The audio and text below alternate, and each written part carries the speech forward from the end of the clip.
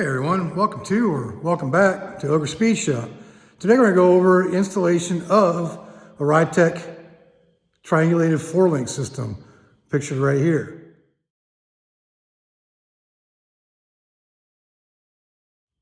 So basically what we're going to do is I'm going to show you the parts that I have that were given to me. I don't have a complete kit, so I'm going to be making some parts, and mainly the framework that actually attaches to the car itself.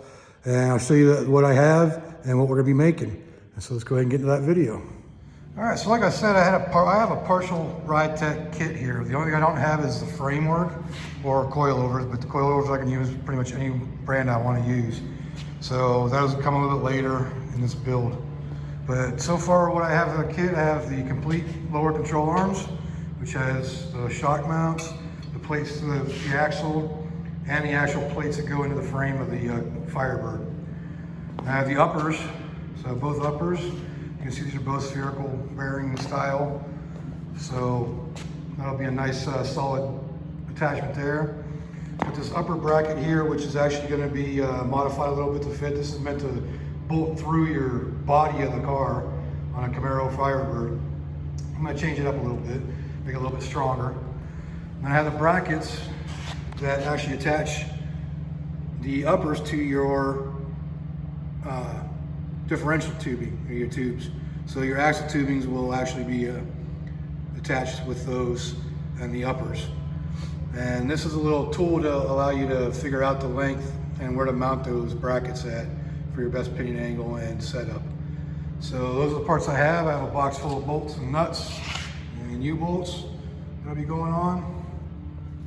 So that's what I'm going to be using, and like I said, I'm going to be making some parts in order for it to go into the Firebird.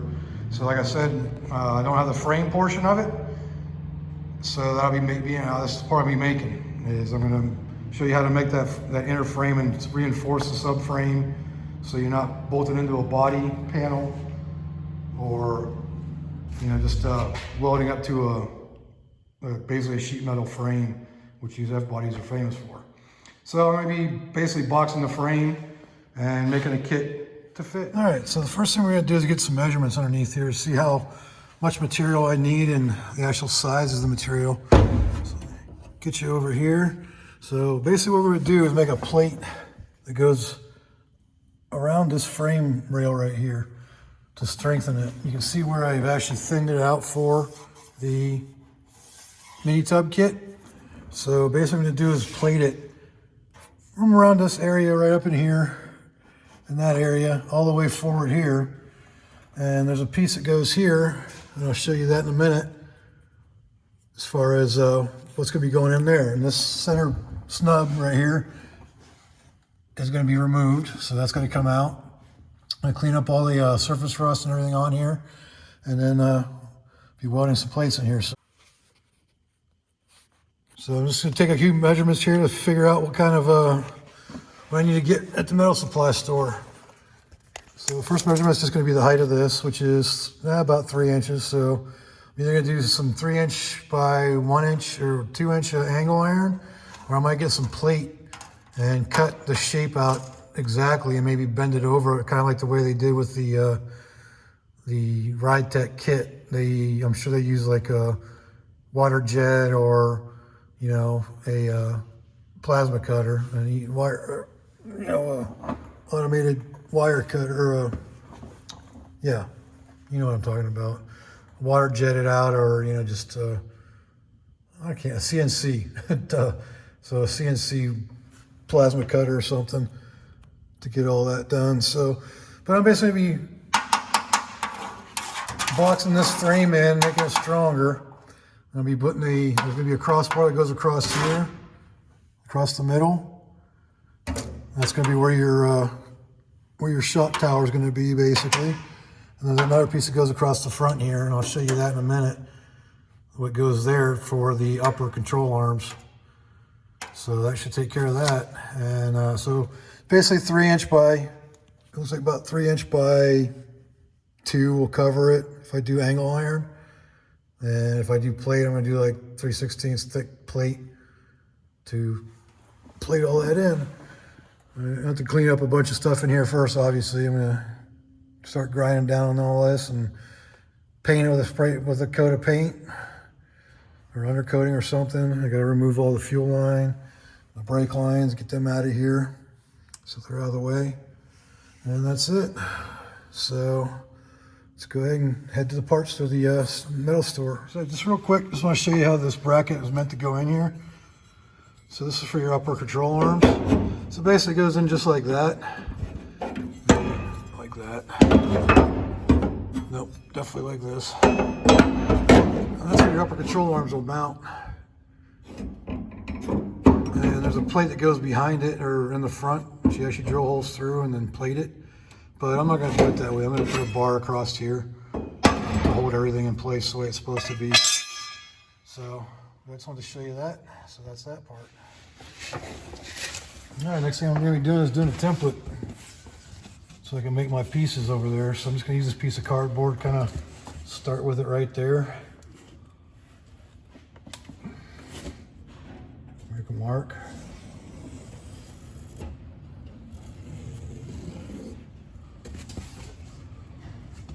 Basically until I get to where it goes up into here and fits in this shape.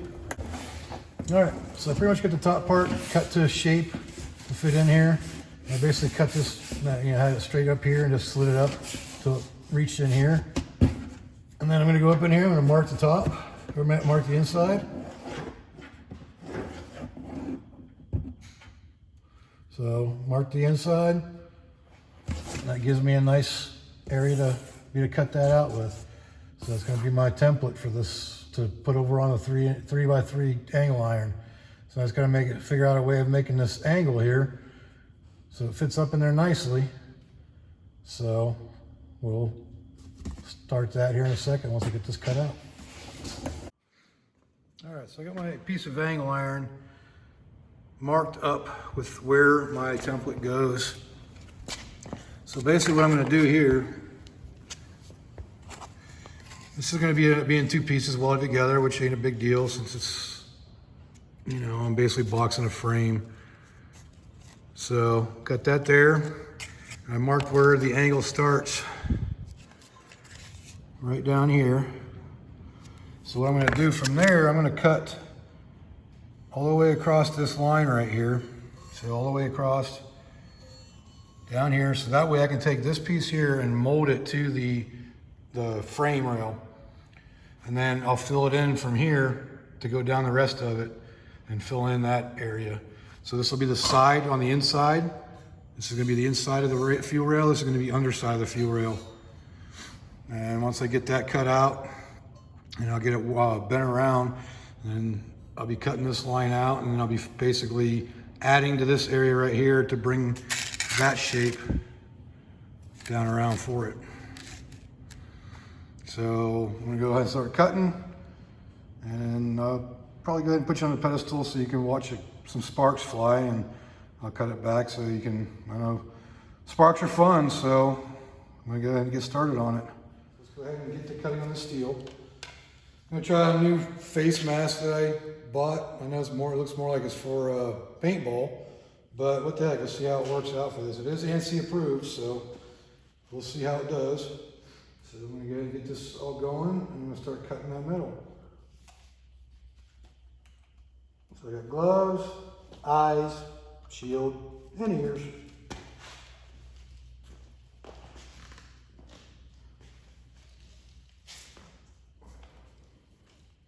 Should probably have some kind of blanket too, otherwise I'm gonna blur my stuff off.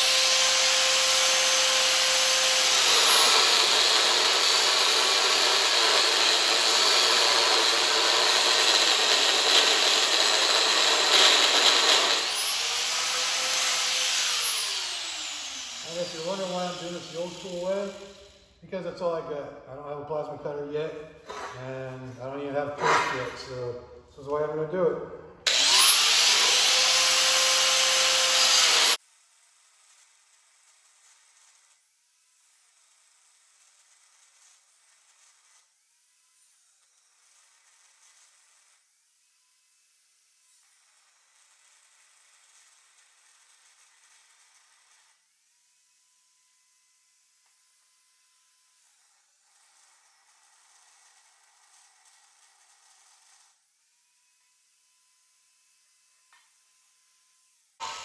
I may try a different route here. Maybe this sawzall will do this shit better. Let's go ahead and get that out.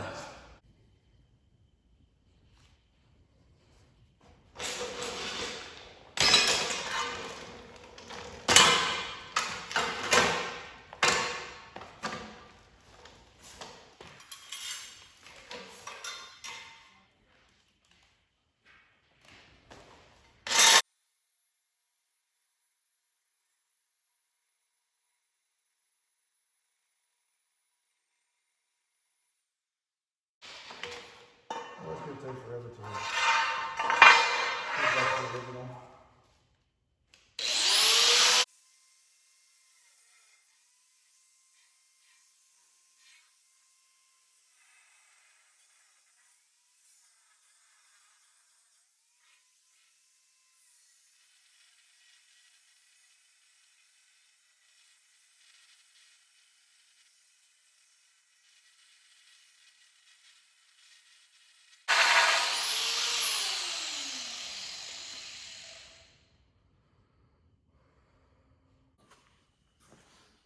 Okay, so I think I found a much easier way to cut this. Set it up on here so I actually had it clamped down. Now I'm gonna go in with the sawzall and do it. First I get all my PPE on, of course. Last thing is ear protection.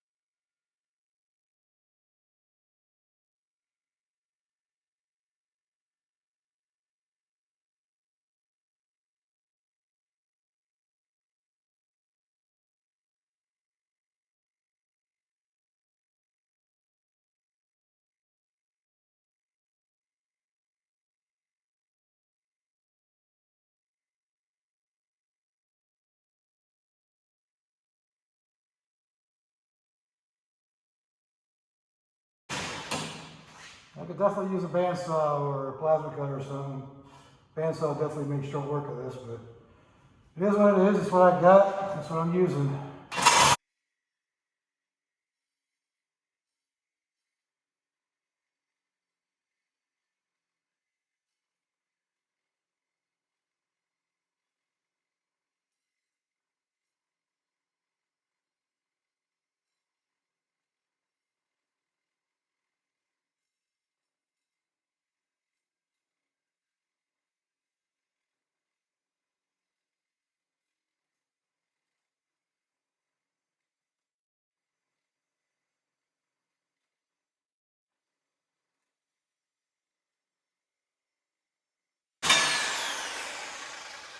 All right, so that's that cut.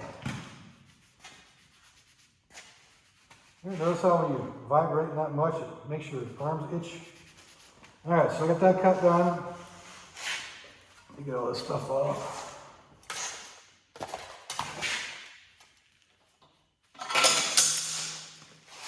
Clamp it. As you can see, I got the cut done all the way down to there. So now this piece is going to be flat. It's gonna start curving right there on the inner frame. And I'll bend this around to match that frame shape. Then I'll make a filler piece that goes right here. And that'll complete the frame boxing. Since I cut that piece yesterday, the last thing I had to do was bend it to shape. Wasn't sure how I was gonna do it and if it would work or not, but I just clamped it to my bench here and put this on there. Didn't use any heat or nothing. And I just put like another clamp in here at one point just to get that bend just right. So I just held that, I basically just held it in place and bent it around. So as you can see, it pretty much matches the template, almost perfect. So I can, you know, tweak it a little bit here and there, but that's pretty much it. And so that's for that part. Now I just gotta cut this off of here. So cut this piece off on that angle, that curve, and then basically add this piece down here to make my frame rail box in. I'm sure there'll be some more trimming to go, but that's gonna be it for that. So it was a little easier than I thought it was gonna be. And we'll see how it fits after I get it cut.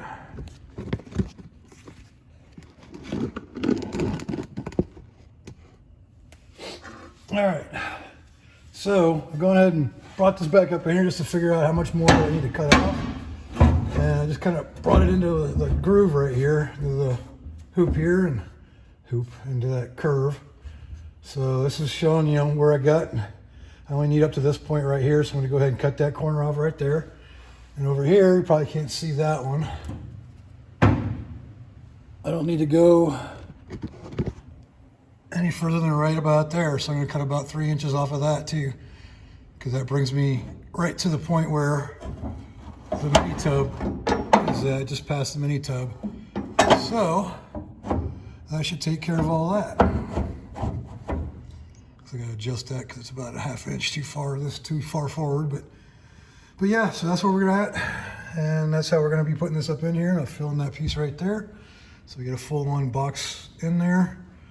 And then I'll have to trim it for the outside of the frame rail because there's a lip, and we don't want to take away our 2-inch mini tub area. So that'll be the next thing I do, is just cut those pieces off there.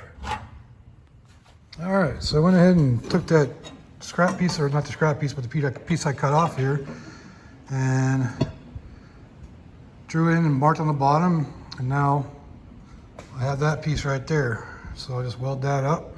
I'll have a complete frame support there for putting in the Ridetech suspension. Basically, it's going to be 2 cross tubes from the front, on the front for the lower control arm or the upper control arms, and then one somewhere in the middle here that has shock mounts. So, but this will be my frame work that actually attaches the frame and gives you that strength that you need for that suspension. All right, so I went ahead and welded across that section right there. So I need to finish welding there. And this is gonna, I'm gonna grind it down and make it look smoother and nicer. And so it'll be ready to go in pretty soon. I think I'm gonna have to angle cut this up to fit in there better. Probably have to trim some to make it fit up in there too.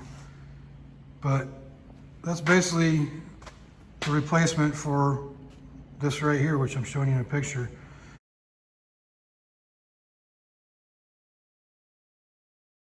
You can make this on your own if you want to. Hopefully you got a little better tools than I do, but like I said, with minimal tools, I made it happen, made it work. I gotta do a mirror image of it on the other side now.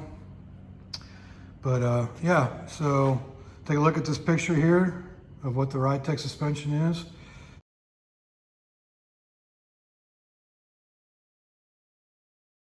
And this is basically what replaces this section that's circled.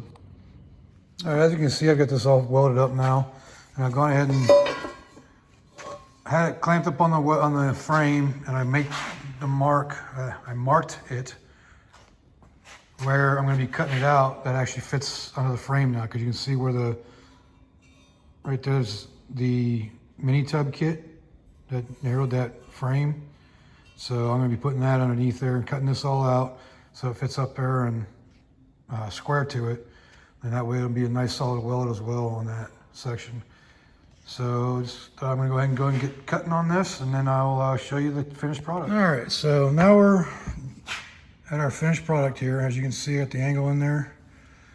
So it's all in key, or same shape as the frame now. So that's gonna be the last of that one. If you can see, up in here. And it lines up pretty nicely. Probably ground it down a little bit on this end here, but for the most part, it's nice and flat. And I'll clamp it down in there and weld it up in there when it's time. But, still need to make the other side. I haven't done the mini tub on the other side yet, so stand by for that. I'm not gonna do a video of those because you already seen me do this side as far as the mini tub went. But I wanted to be able to weld the crossbars for the center link, or for the upper control arms. I want to be able to weld that to it out of the car, and then be able to put the whole thing up into the car. That and the shock tower, or the shock brace, or the shock crossover, whatever you want to call it. So that's all going to be up in there. But yeah, so that's pretty much going to cover just making that piece for your Ridetech system. If you happen to be like me and got the parts of it, but not the actual framework for it, you can make it yourself. All right, so this video is getting kind of long, so I'm going to go ahead and cut it right here. I just basically want to show you another way of making those braces for a Ridetech suspension system if you don't happen to have the whole kit. And you know, sometimes as a custom car builder or just as a hobbyist, you know, you're on a budget and you want to make something and that can do the same thing as something you can buy. So I basically spent like $35 in steel, and you know, that'll be enough to do both sides. I'll probably spend another like $30 on the cross tubing for the shocks and the upper control arms. But for the most part, that's, you know, $100. We'll say $100 in steel. And if you have the time, which I've got plenty of right now, because you know, since I retired from the Navy and moved out here to Oklahoma, you know, I got pretty much had nothing but time. So I don't mind spending my time making parts if it can save me the money to actually, maybe that money can go towards the shocks and the coilovers. So that's just gonna conclude it for this video. Hope you enjoyed it. If you did enjoy it, hit that like button down there. Leave me a comment, give me some suggestions on other things I can do or other things you want to see. If you want to see me do the other side, I will. You know, I'll make another video of that. It's going to be basically the same thing, just mirrored. But I have to do the finish of the mini tub on it first. So stand by for the finished mini tub and the finished quarter panel video as well. But I just wanted to be able to do all this stuff with the stuff out of the way so it's easier to see in the videos.